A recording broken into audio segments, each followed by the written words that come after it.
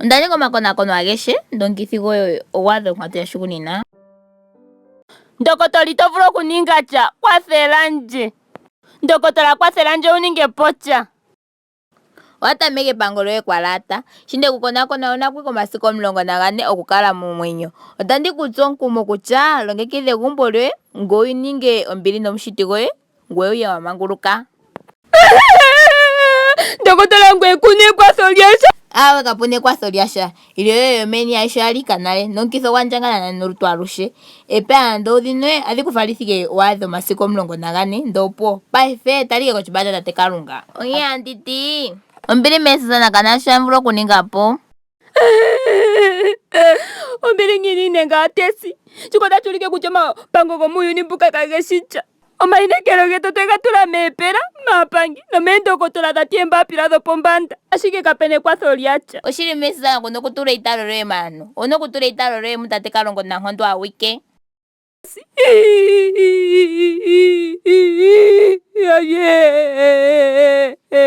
Kalunga kange kwathanje andisi. Ochili kamunike shamuvulu okuningapo. Ndokotola kwati ondina komasiku 14. Konima amasiku ngaka opo kamunanje. Paife ondina okuninga chene mule omasiku ngoko machona geliko. Kandichike kutya nandininge ngini Kalunga kanje kwathelandje ulikila ngonjila. Ombili Susana. Ondapula ndokotola ngelo otapu vulu okuningwa chopo ndaluke. Okwati kutya kapuna anu ekwatho latya. Nando. Ombili Susana, keshe gumwe swategelela. Kwathelandje upenjo bibeli yanje. Ndikongo omwa gwanje mangi inandisa. Aha wino popya ngaka sister Susana. Onditye nduno che kamwaina. Andi ndike kuhongele chacho kulya kelugo. Ye sister. Nandiso njala tachikwatha chene ndilye nga andisi.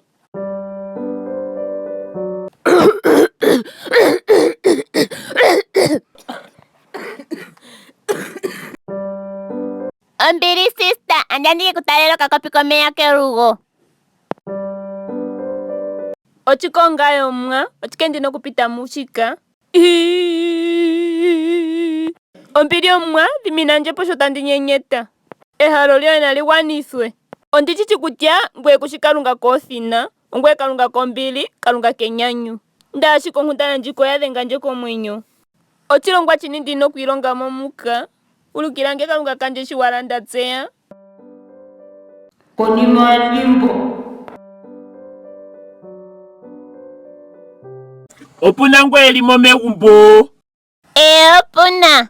Edhina lyanje ongaye brother Abrahama onga ontumwa handi ende omahala nomahala nde tadi galukane naantu nga ndi alongo hapu ya tate Kalunga. Ombepo yulikilanje kutya nandiye megumbo muka omuno omuntu tehama apumba okugalikanenwa kungaye. Tate Kalunga omuna kasisa kange kalimo takehama akikunyanyukila ngeke kumono. Ombili ya Jesus Kristu sana ikale nangwe nde tonyanyukwa shasho nkundano mbwanawa yetu adha. Tseni mboka twalya ni konje yochilongo otwetwe ni meni lyochilongo. Okupitila mu Jesus Kristu. Jesus Kristu sango keli omwaluthi nonkupithi oye okweya kutseni. Eto nkumo lyoye wana wachili achike mpaka kapena inekelo ndokotola kwati ondina komasiku machona ndise. Ehangano lya Kalunga livulitha ehangano lyantu okugalukana nokwinekela mu Kalunga oko eyaludho liinima aishe nochowe kusomo liinima aishe. Onke mwabe mekadhana otandi kulombwela kutya lundulu likulya aishe mbyoka holi. Ino liinima talanda yatelekwa, ino lyosuuka, ino liinima yatyo magadhi, ino liinima yatyo ekemikala nengi inima mbyoka kainu njolowele, ino lyonyama nengi inima aishe mbyoka yalongwa miinamwenyo. Aihe mbika ikuthamo mokulya koye.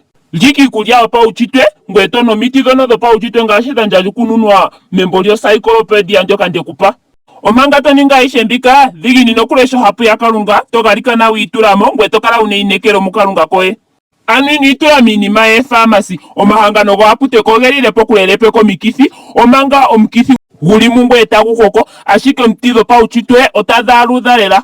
Mu Mateo sono polontino katono kati 23 otatulombwela kutya Jesus Kristus oyo ompangi omunene, onkene medhina lye otandiigidha kutya owaaluka, tambula eyaludho lyoye. Ochile tandikala nawa, uli mondjila tatekulu, okuza neno tandigandja ishe mikasha omwa gwanje. Ngoka amangululwa komwa okwamangululwa chili, itala shika. Konima weli. Susana ngati ofelu sanguka. Eno doctor ngaye?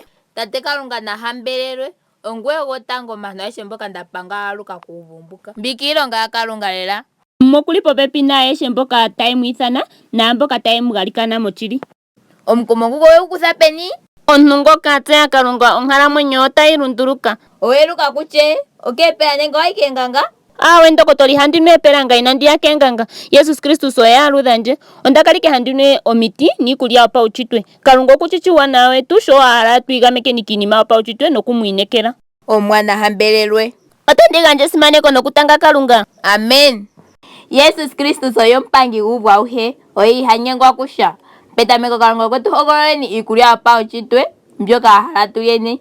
Iikulya mbika otayi tupe tukale muukwatya wa Kalunga, tukale tuna oonkondo, hatu dhiladhila nawa nuukolele. Genesis 1:29 ondemu menithila iimeno ayihe yina oomuma nomiti adhihe dhiiyimati nadhikale iikulya yeni. Uulunde sho weya muuyuni opo nduno twatameka okulya onyama niikulya mbyoka yaningwa kaantu yomaludhi giili inayi opalela omalutu getu. Omikithi otadhi indjipalekwa kuushika, oshoka Kalunga otaka hanagulapo uulunde mboka wa etitha elunduluko ndika. Nena nomalunduluko ngaka otaga ka hanagulwapo pamwe nawo. Aantu ya Kalunga oya tegelelwa okushuna kiikulya yopetameko ngaashi lyali elalakano lya Kalunga. Ano ngele owayigameke kiikulya mbyoka ya etithwa kuulunde yo otayi ka hanagulwapo, otoka higila unake iikulya yopaushitwe. Paife otulyeni tatu ilongekidhileni oshilongo shoka tashiya. Elongekidho lyuukwatya mboka tatu ka kala tuna otali tameke monena, mwakwatelwa okulya kwetu, okuzala, okupopya niilonga ayihe yetu. Shosho tatu lombwelwa maGalatia 5:8.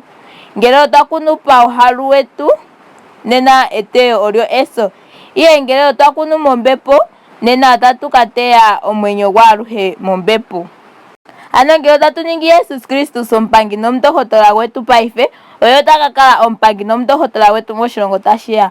Oapteka, oopela, onyama niikulya yaana uundjolowele itayi ka kala moshilongo tashiya. Eyigililo otali tameke kevi ndika tuli. Ano ilongekidho lyoye nali tameke paife.